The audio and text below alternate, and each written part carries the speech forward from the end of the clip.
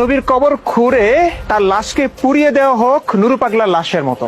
আমি শুধু বলছি তার কবর খুঁড়ে দেখা হোক তিনি জীবিত আছেন না নেই। যদি জীবিত থাকেন ভালো কথা, আসসালামু আলাইকুম নবী, সালাম দিয়ে চলে আসবো, পুরো পৃথিবীকে দেখিয়ে দিব হ্যাঁ আমাদের নবীজি সত্য বলেছিলেন, তিনি সত্য নবী, ভণ্ড না।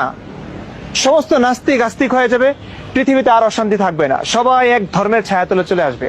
আর যদি দেখা যায় মরে গলে পচে লাশের অস্তিত্ব খুঁজে পাওয়া যাচ্ছে না, তাহলে তো স্পষ্ট হয়ে যাবে যে 1450 বছর আগে আমাদের প্রিয় নবীজি হযরত মুহাম্মদ সাল্লাল্লাহু আলাইহি ওয়াসাল্লাম মিথ্যে বলেছিলেন, তার কথা মিথ্যে প্রমাণিত হবে, তিনি ভণ্ড প্রমাণিত হবেন আমাদের এই নুরু পাগলার মতো। এই সাত আসমান সাত জমিনের মধ্যে তোমার মতো বেআকাল মূর্খ বদবাখত জাহেলে মুরাক্কাব আর হয়তোবা একটাও নাই, ঠিক কিনা? নাউজুবিল্লাহ সুম্মা মাআযাল্লাহ। বলে ওই পাগল যাকে কবর থেকে উঠিয়ে পোড়াইছে মারছে, সুম্মা মাআযাল্লাহ বলতেছে তাকে যেভাবে মারছে পুরাইছে, নাউজুবিল্লাহ আমার হুজুরকে আমার জুবানে আনতে কষ্ট হচ্ছে, আস্তাগফিরুল্লাহ। আমার রাসূলে পাক সম্পর্কে এরকম কথা বলছে, নাউজুবিল্লাহ বলেন। বলেন আমাকে রুহের জগতে জিন্দা না মুর্দা? আরো জোরে। আল্লাহ তাবারক ওয়া তাআলা যতদিন চেয়েছেন, 1 বছর 2 বছর 100 বছর 1000 বছর 1 কোটি বছর, যতদিন মালিকের ইচ্ছা ছিল ওখানে আমরা জিন্দেগি পার করেছি। ওখানে গাছপালা নদী নালা কেমন ছিল জানি না, অক্সিজেন কেমন ছিল জানি না, হায়াতে ওখানের মধ্যে আলমে আরো হয় রুহের জগতে জিন্দা ছিলাম। হুকুম হলো ইন্তেকাল হও, ট্রান্সফার হও, জায়গা পরিবর্তন করো, স্থানান্তর হও। ইন্তেকাল হয়ে আমরা মায়ের পেটে চলে আসলাম বাবার মাধ্যমে। যখন মায়ের পেটে এসেছিলাম বলেন তো বান্দা জিন্দা না মুর্দা? 1 মাস 2 মাস 8 মাস 9 মাস 10 দিন 10 মাস 10 দিন যতদিন আল্লাহর হুকুম ছিল মায়ের পেটে আমরা জিন্দা না মুর্দা? হুকুম হলো ইন্তেকাল হও, ট্রান্সফার হও, জায়গা পরিবর্তন করো। রব্বানা আতিনা ফিদ দুনিয়া, দুনিয়াতে চলে আসলাম। এখন দুনিয়া এবং আখিরাতকে হাসানা সুন্দর করতে হবে। 1 বছর 2 বছর 60 বছর 100 500, হযরত আদম সফিউল্লাহ 1000 বছর, সুলাইমান আলাইহিস সালাম 1600 বছর হায়াত পেয়েছেন। অনেক নবী রাসূলরা অনেক বছর হায়াত পেয়েছেন। বলুন বান্দা, এরপর কুল্লু নাফসিন যায়কাতুল মউত, ইন্তেকাল হয়ে আবার ট্রান্সফার হয়ে জায়গা পরিবর্তন হয়ে কবরে যাব, জিন্দা না মুর্দা? আওয়াজ দেন, জিন্দা না মুর্দা? জিন্দা। এরপরে ওখান থেকে যতদিন পর্যন্ত সিংহায় ফুট না দিচ্ছেন ঈসা আলাইহিস সালাম, কবরের মধ্যে থাকবো। নবী চিনলে নেয়ামত, না চিনলে কিয়ামত। আওয়াজ দেন, বাইত গিয়ে দিয়ে আওয়াজ দিচ্ছেন, আরো জোরে বলেন, ঠিক কিনা বলেন? এবার বলেন তো যতদিন আল্লাহর হুকুম হবে কবর থেকে যখন ইন্তেকাল হয়ে ট্রান্সফার হয়ে হাসর উঠবো, বান্দাগুলি জিন্দা না মুর্দা? এরপরে হাসর থেকে যদি নবী সুপারিশ করে, যদি আমলগুলি ভালো হয়, তারপরে স্যালারি হিসাবে জান্নাত, কেউ শাস্তি হিসাবে জাহান্নামে যাবে। যদি জান্নাতে যায় কিংবা জাহান্নামে, বান্দা জিন্দা না মুর্দা? আওয়াজে মনে হয় মুর্দা। আরো জোরে বলেন, জিন্দা না মুর্দা?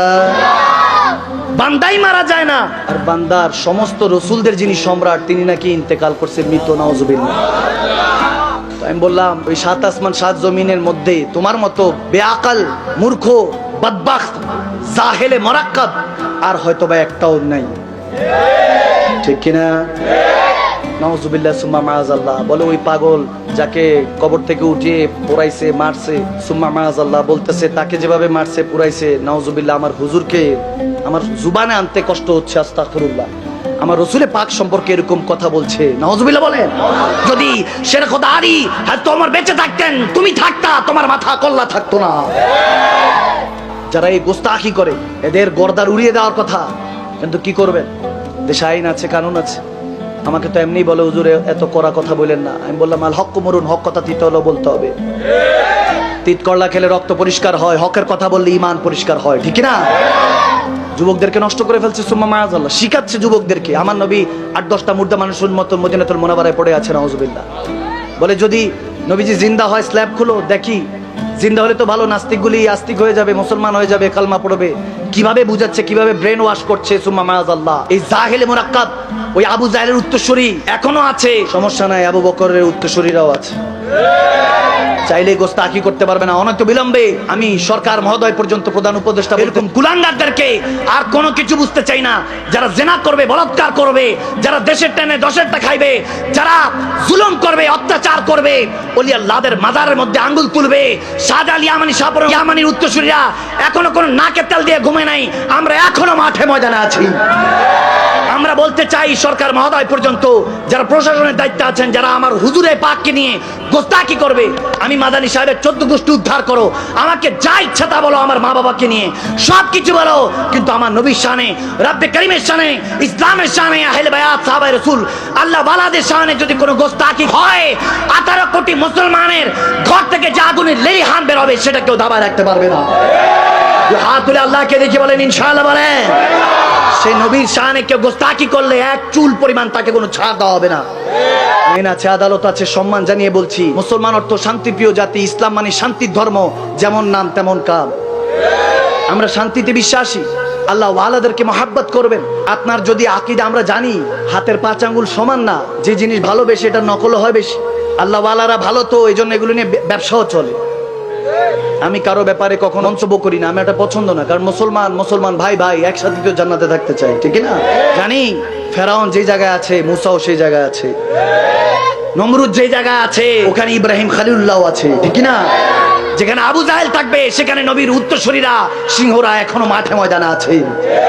মান সাব্বা নবিয়ান ফাকতুলহু, যারা আমার রাসূলের শানে গোস্তাকি করবে তাদের কোনো ছাড় নাই, তাদের একটাই শাস্তি, তাদের গর্দান উড়িয়ে দাও, ঠিক না? বললাম তোমার কিসমত ভালো, হযরত ওমর বেঁচে নাই।